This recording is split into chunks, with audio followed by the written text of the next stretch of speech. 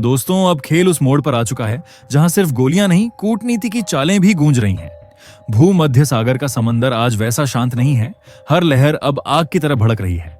अब ये सिर्फ भारत बनाम तुर्की की जंग नहीं रही, अब ये बन चुका है तीन महाशक्तियों का अखाड़ा। एक तरफ तुर्की, जो खुद को इस सागर का बादशाह समझता था, जिसे यकीन था कि यहां उसकी एक दहाड़ से हवाएं भी दिशा बदल देती हैं। दूसरी तरफ भारत, जिसने एक एक शब्द में साफ कर दिया, समंदर किसी की जागीर नहीं होता, जो लहरें उठती हैं वो सबका रास्ता बनाती हैं। लेकिन दोस्तों, कहानी यहीं खत्म नहीं होती, क्योंकि अब इस मैदान में उतर चुका है वो नाम जिसे सुनकर आधी दुनिया की सेनाएं सांसें रोक लेती हैं, नाटो। जी हाँ, वही सैन्य गठबंधन जो जब भी किसी युद्ध में उतरता है तो नक्शे के रंग बदलने लगते हैं। अब नाटो की जहाजों की गड़गड़ाहट भूमध्य सागर में गूंज रही है और पूरी दुनिया पूछ रही है, क्या ये टकराव सिर्फ भारत तुर्की तक सीमित रहेगा या फिर ये बन जाएगा वो चिंगारी जो तीसरे विश्व युद्ध की शुरुआत लिख देगी। क्योंकि दोस्तों, अब हालात उस मोड़ पर पहुंच चुके हैं जहां तुर्की ने आखिरकार घुटने टेक दिए। जिस देश को कभी अपनी ताकत पर नाज था, आज वही देश मदद की भीख मांगने पर मजबूर हो गया है। तुर्की ने एक दिन पहले ही नाटो के दरवाजे पर दस्तक दी। उसने कहा, हम अकेले नहीं संभाल पाएंगे। भारत अब हमारे सामने उतर चुका है और हालात काबू से बाहर हैं। अब जरा सोचिए, वो तुर्की जो खुद को भूमध्य सागर का बादशाह समझता था, आज उसी की जुबान से मदद की पुकार निकल रही है। दरअसल तुर्की नाटो का हिस्सा है और इस गठबंधन की सबसे बड़ी शर्त यही है कि अगर किसी एक सदस्य पर हमला होता है तो उसे पूरे नाटो पर हमला माना जाता है। यानी अब खेल एक एक देश का नहीं रहा, अब ये पूरा युद्ध नाटो बनाम भारत की रणनीति बन चुका है। और नतीजा, भूमध्य सागर जो कुछ दिन पहले तक शांत था, आज आग के दरिया में बदल चुका है। हर दिशा में जहाज, हर कोने में जंगी बेड़े, चारों तरफ बस तैयारियों की गड़गड़ाहट सुनाई दे रही है। एक तरफ भारत के 5 युद्धपोत INS विक्रांत, INS त्रिकंद और बाकी 3 दिग्गज अपनी पोजीशन पर तैनात हैं, और दूसरी तरफ तुर्की के 22 युद्धपोत जो अब तक शान से गश्त करते थे, आज डर और बेचैनी में चक्कर काट रहे हैं। लेकिन कहानी यहीं खत्म नहीं होती, क्योंकि अब नाटो की एंट्री ने पूरा खेल ही पलट दिया है। अब ये जंग सिर्फ समुद्र की नहीं, कूटनीति, शक्ति और सम्मान की टक्कर बन चुकी है। हर देश की नजर अब भूमध्य सागर पर टिकी है, जहां एक गलती तीसरे विश्व युद्ध की चिंगारी बन सकती है। तो आखिरकार पूरी डेवलपमेंट क्या है, चलिए इसे थोड़ा गहराई से समझते हैं, बिल्कुल ही आसान तरीके से। लेकिन उससे पहले, अगर आप वीडियो देख ही रहे हो तो बस 1 सेकंड निकालकर लाइक बटन दबा दो और चैनल को सब्सक्राइब कर लो। आपके लिए 1 सेकंड होगा, लेकिन हमारे लिए बहुत बड़ी मदद है। दरअसल दोस्तों, अब तो मामला इतना बिगड़ चुका है कि पूरा अंतर्राष्ट्रीय मीडिया एक ही सवाल पूछ रहा है, भूमध्य सागर में आखिर चल क्या रहा है। हर न्यूज रूम, हर प्रेस कॉन्फ्रेंस, हर सोशल मीडिया फीड बस एक ही हेडलाइन है, भारत बनाम तुर्की। और अब नाटो मैदान में सूत्रों के मुताबिक मामला अब सीधा व्हाइट हाउस तक पहुंच चुका है। जी हां, अमेरिका के राष्ट्रपति तक यह रिपोर्ट रखी जा चुकी है। वॉशिंगटन में हलचल है, क्योंकि किसी ने नहीं सोचा था कि भारत इतनी तेजी से भूमध्य सागर के दिल तक पहुंच जाएगा। अब सवाल उठ रहे हैं, आखिर ये हालात बने कैसे? तुर्की ने ऐसा क्या दांव खेला कि पूरा माहौल उलट गया? क्यों अब भारत को वो कदम उठाना पड़ रहा है जिसे वो महीनों से टालने की कोशिश कर रहा था? दरअसल दोस्तों, भारत हमेशा शांति चाहता था, लेकिन जब आपके खिलाफ साजिशें समंदर की गहराइयों तक उतर जाएं, तो फिर चुप रहना कमजोरी कहलाता है। और अब भारत चुप नहीं है।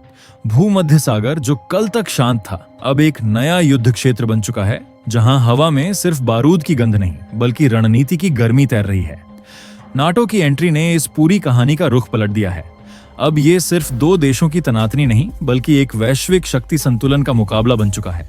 भारत ने साफ संदेश दे दिया है, अगर किसी को लगता है कि भारत पीछे हटेगा तो उन्हें इतिहास दोबारा पढ़ना पड़ेगा। और बस यहीं से शुरू होती है वो जंग जिसे दुनिया आने वाले सालों तक याद रखेगी, क्योंकि ये सिर्फ हथियारों की लड़ाई नहीं है, ये है रणनीति, तकनीक और इच्छा शक्ति का युद्ध। दोस्तों, जो खेल तुर्की ने रचा था वो अब उसी पर उल्टा पड़ चुका है। भारत ने इस वक्त भूमध्य सागर में ऐसा मोर्चा संभाला है कि पूरी दुनिया देख रही है, कौन बनेगा इस नए समुद्री संग्राम का असली बादशाह। तुर्की को लगा था कि अगर वो नाटो को बीच में खींच लाएगा तो भारत कुछ नहीं कर पाएगा। प्लान बड़ा सिंपल था, नाटो मेरा ग्रुप है, अगर भारत ने मुझे छुआ तो सब मिलकर भारत पर टूट पड़ेंगे। लेकिन जो हुआ उसने तो तुर्की की जमीन ही खिसका दी। नाटो ने जैसे ही इस मामले पर नजर डाली, हालात बदल गए। भारत की रणनीति, भारत का रवैया और भारत की ताकत देखकर नाटो के बड़े बड़े देश सोच में पड़ गए। क्या तुर्की वाकई सच बोल रहा है या फिर यहाँ कोई बड़ा खेल चल रहा है? और अब तो हालत यह है कि नाटो ने तुर्की का साथ देने की बजाय भारत की तरफ झुकाव दिखाना शुरू कर दिया है। यानी जो तुर्की अपनी पीठ बचाने के लिए नाटो को बुला रहा था, अब वही नाटो धीरे धीरे भारत के साथ खड़ा होता दिख रहा है। तुर्की का पूरा खेल वहीं खत्म हो गया जहां से उसने शुरू किया था। अब नाटो के अंदर भी ये चर्चा तेज है, क्या तुर्की ने इस बार भारत से टकराकर अपने ही हाथों अपनी तबाही लिख दी है? परिणाम यह निकला कि नाटो ने उल्टा तुर्की को ही इस पूरे ड्रामे में फटकार लगा दी। नाटो के नेताओं ने साफ कहा, जिस तरह से घटनाएं सामने आईं उसमें भारत की कोई स्पष्ट गलती नहीं मिली। नाटो का तर्क सीधा था, भारत ने न तो मेडिटेरेशन के बीच कोई अवैध कदम उठाया, न ही ऐसा कुछ किया कि उस पर सैन्य कार्रवाई की जानी चाहिए। दरअसल तस्वीर कुछ यूं निकली, तुर्की ने बार बार भारत को चेतावनी दी, दबाव बनाया, अपने जहाजों और रेडियो संदेशों से माहौल गर्म किया, और जब किसी ने उसके दावे और चालों को परखा तो नाटो के पास भी संदेह होगा कि कहीं सब कुछ वही तो नहीं जो तुर्की दिखा रहा था। नतीजा, नाटो ने कहा, यह मामला इतना सरल नहीं है कि हम तुरंत किसी पर मिलकर हमला कर दें। भारत ने सीधे साधे तरीके से अपना रास्ता तय रखा। तुर्की ने धमकी दी, बाधा डाली, और फिर जो हुआ वह तकनीकी और खुफियाना खेल बन गया। इलेक्ट्रॉनिक वॉरफेयर शुरू हुआ। तुर्की के कम्युनिकेशन चैनल पहले बाधित हुए, फिर उसके ड्रोन नियंत्रण में व्यवधान आया। कुछ यूएवी हाइवा की तरह लटकते नजर आए, उड़ान टूट गई, कमान कट गई, तुर्की के जहाज आपस में रहस्यमय तौर पर कटपेस्ट दिखे, कई सिस्टम आउट ऑफ कंट्रोल हुए। लेकिन ध्यान रखिए, यह सीधे सीधे युद्ध घोषणा नहीं थी।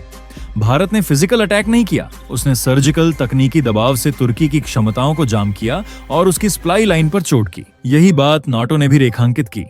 ऐसी स्थितियां जिनमें कूटनीति, साइबर और लॉजिस्टिक दखल ज्यादा मायने रखती हैं, उन्हें सीधे हमला की श्रेणी में नहीं बांधा जा सकता। तो जो बड़ा सबक निकला है वह यह, आज की जंग सिर्फ तोप तलवार की नहीं, यह जानकारी, नेटवर्क और सप्लाई श्रृंखलाओं की लड़ाई भी है। और इस बार भारत ने वही खेल जीतकर दिखाया। बिना बड़े बम गिराए, बिना कोई पारंपरिक युद्ध छेदे, उसने अपने उद्देश्य हासिल कर लिए।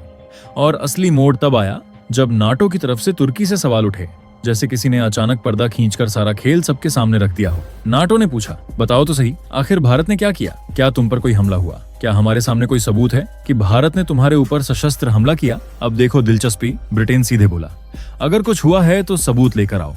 और अमेरिका ने भी ठंडे अंदाज में कहा कि मामला यूं सादा नहीं। पहले तुर्की ने उकसाया, फिर भारत ने प्रतिक्रिया दी। जर्मनी ने कहा कि हम इस बीच तटस्थ रहेंगे। और फ्रांस, वो हंसते हुए बोला, इंडिया को उकसाओगे तो यही अंजाम होगा। समझो दोस्तों, जब किसी का अपना ही घरवाला उसे समझाने लगे कि उसने कहां गलत खेला तो उसकी हालत बताने की जरूरत नहीं।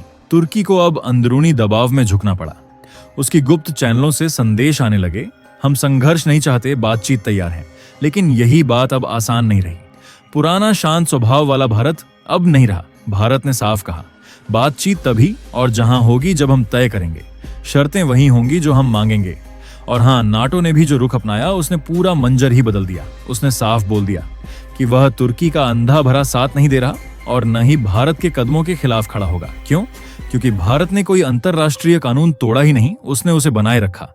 असल बात यह है, समुद्र के मार्गों पर किसी देश का मालिकाना नहीं होता। भूमध्य हो या लाल सागर, इंडियन ओशियन हो या कोई भी ग्लोबल शिपिंग लेन, ये सब अंतरराष्ट्रीय मार्ग हैं जिन पर हर राष्ट्र का प्रयोग बराबर का अधिकार है। अगर कोई देश इन पानी के रास्तों पर एक तरफा हक जताने की कोशिश करता है तो वो अंतरराष्ट्रीय नियमों के खिलाफ जाता है। तुर्की की चालें इसी सीमा से गुजरती दिखीं, इसलिए भारत के पास अपने समुद्री हक की रक्षा करने और सप्लाई लाइन सुरक्षित रखने के वैध अधिकार मौजूद थे। यही वजह है कि नाटो ने कहा, इस मसले में सीधे किसी पर युद्ध उपचार करना सही नहीं, क्योंकि कहानी की असली परतें साइबर, लॉजिस्टिक्स और कूटनीति से जुड़ी थीं और इन मोर्चों पर भारत ने अपना कदम सही तरीके से उठाया। दरअसल दोस्तों, असली मसला तुर्की के उस खतरनाक खेल से शुरू हुआ जो उसने भूमध्य सागर के बीचों बीच खेला था। तुर्की अपने नए नेवल बेस को उस जगह बना रहा था जो उसकी तय समुद्री सीमा से कई 100 नॉटिकल माइल बाहर थी, यानी वो इलाका पूरी तरह इंटरनेशनल वाटर जोन था। और यहीं उसने गलती कर दी। भारत के रास्ते को ब्लॉक करने की कोशिश तुर्की ने की थी, जबकि उस पर उसका कोई हक ही नहीं था। अगर आपको याद हो, जब भारत का आईएनएस त्रिकंड अपनी स्ट्राइक यूनिट्स के साथ भूमध्य सागर में आगे बढ़ रहा था, तभी तुर्की ने रेडियो चैनल पर धमकी दी थी कि अगर जहाज पीछे नहीं हटे तो नतीजे भुगतने होंगे। वही पल था जब तुर्की ने खुद को कानून के घेरे में फंसा लिया था। अब सोचो, जब ये मामला नाटो तक पहुंचा तो पूरी दुनिया यही मान रही थी कि नाटो तुर्की के साथ खड़ा होगा और भारत के खिलाफ मैदान में उतर जाएगा। अगर ऐसा होता तो मतलब था भारत बनाम 32 देशों की फोर्स, जिनमें अमेरिका भी शामिल है। पर किस्मत ने नहीं, भारत की रणनीति ने खेल पलट दिया। भारत ने हथियार नहीं चलाए, लेकिन तुर्की को ऐसे घाव दिए जो किसी रडार पर दिखाई भी नहीं देते।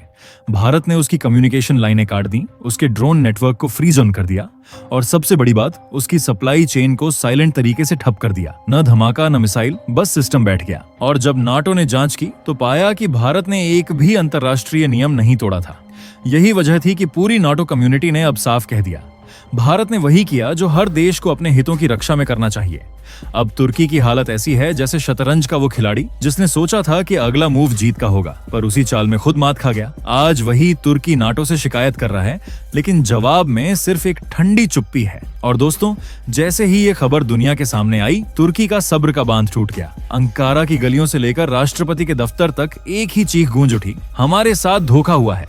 तुर्की को यकीन ही नहीं हो रहा था कि नाटो, जिसका वो दशकों से सदस्य है, उसी नाटो ने अब उसे अकेला छोड़ दिया है। वो समझ नहीं पा रहा था कि आखिर क्यों भारत के खिलाफ पूरी ताकत झोंकने के बजाय नाटो अब खामोश क्यों है। अब तुर्की का गुस्सा बेबसी में बदल चुका है। वो नाटो पर सवाल उठा रहा है और अमेरिका के दरवाजे पर सिर झुकाकर मदद की भीख मांग रहा है। तुर्की को लग रहा है कि अगर कोई अब उसे इस डूबती साख से बचा सकता है तो वो सिर्फ अमेरिका है। दरअसल अमेरिका और भारत के बीच पहले से ही एक आर्थिक खींचतान चल रही है। ट्रंप प्रशासन भारत के बढ़ते प्रभाव से पहले ही बेचैन है। तुर्की इसी दरार का फायदा उठाने की कोशिश कर रहा है। वो चाहता है कि अमेरिका भारत से भिड़ जाए और वह इस जंग में अपनी खोई इज्जत वापस पाले।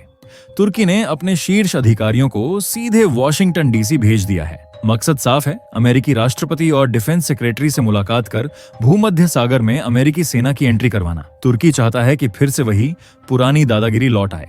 लेकिन दोस्तों, सच्चाई ये है, अब भूमध्य सागर किसी की बपौती नहीं रहा। यह वो रास्ता है जहां से पूरी दुनिया का व्यापार गुजरता है, अमेरिका का भी, यूरोप का भी और एशिया का भी। यहाँ कोई भी देश अगर अपने झंडे की धौंस जमाने की कोशिश करेगा तो पूरी दुनिया उसके खिलाफ खड़ी हो जाएगी।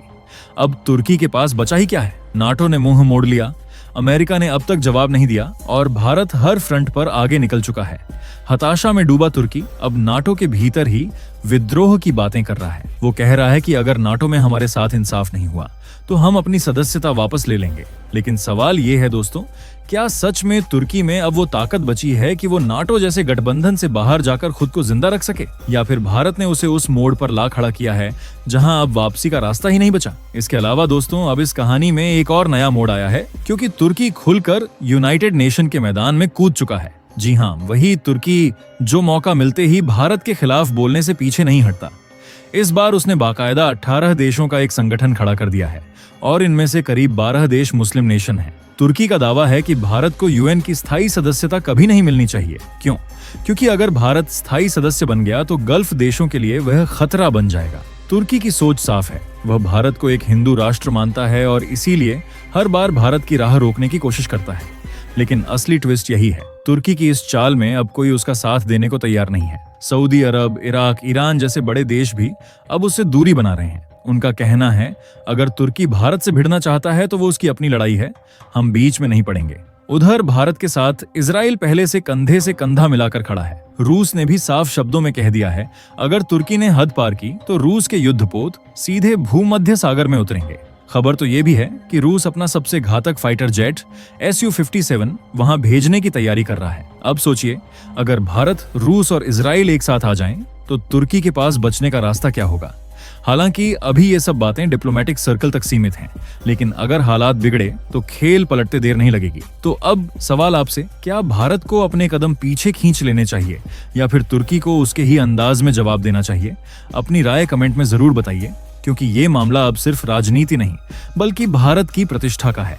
और दोस्तों, ये थी आज की बड़ी खबर जो काफी रिसर्च और मेहनत के बाद हमने आपके सामने रखी है। तो अगर आप हमारी मेहनत को सपोर्ट करना चाहो तो वीडियो को लाइक और चैनल को सब्सक्राइब करके अपने दोस्तों से शेयर कर दें ताकि उन्हें भी ये जानकारी मिल सके। जय श्री राम।